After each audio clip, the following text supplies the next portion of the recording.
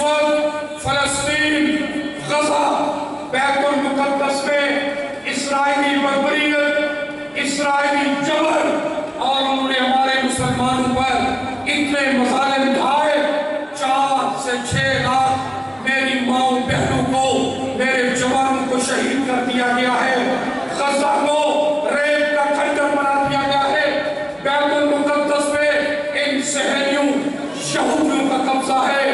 میری تمام مسلمان ممالک سے اپیل ہے، اقوام متحدہ سے اپیل ہے کہ فلسطین کا دو ریاستی حل قبول نہیں، پورا فلسطین انشاءاللہ آزاد ہوگا۔ ہوگا نا؟ ہاتھ کھڑا کریں انشاءاللہ، پورا فلسطین آزاد ہوگا۔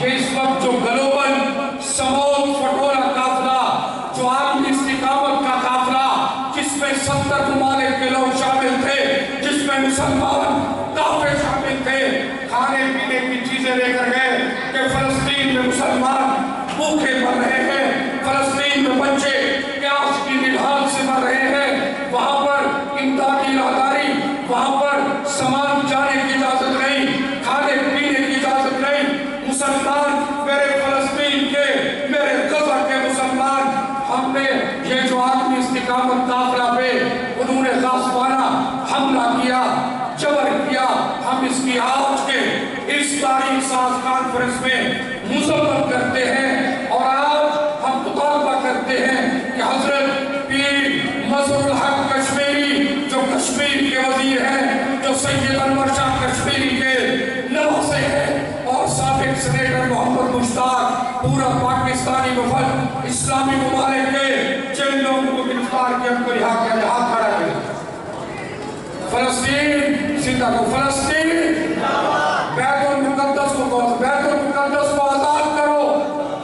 امریکہ کا جو یار ہے، میرے مسلمانوں، رب تعالیٰ نے تمہاری زبانیں جتنی طاقت رکھی ہے، اتنی طاقت در امریکہ کا جو یار ہے، اسرائیل کا جو یار ہے، بیت المقدس کو فلسطینی مسلمانوں سے رشتہ کیا؟ لا الہ۔ فلسطینی مسلمانوں سے رشتہ کیا؟ فلسطینی مسلمانوں سے رشتہ کیا؟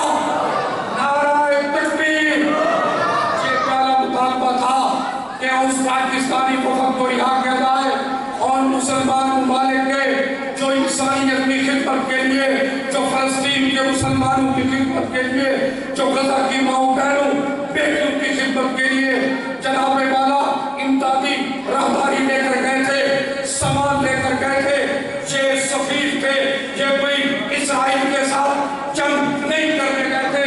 مسلمانوں، اب کھڑے ہونے کا وقت ہے، اب ہم نے مسلکی گروہی اختلافات کو بالائے طاق رکھ کر ہم نے اپنی صفوں میں اتحاد پیدا کرنا ہے۔ آج بریلوی، دیوبندی، اہل حدیث، تفرقہ بازی سے نکلو، فرقہ بازی سے نکلو، مسلمان بن جاؤ۔ رب محمد کی قسم، اگر ہم نے صفوں میں اتحاد پیدا نہ کیا، اگر ہم مسلمان اسی طرح فرقہ بندی میں بٹے رہے، ہم نے اتفاق میں اتحاد نہ کیا، قومیت عصبیت کی بیماریوں میں چلتے رہے۔ آج بلوچستان کو دیکھو، قومیتزم کی بنیاد پہ چل رہا ہے۔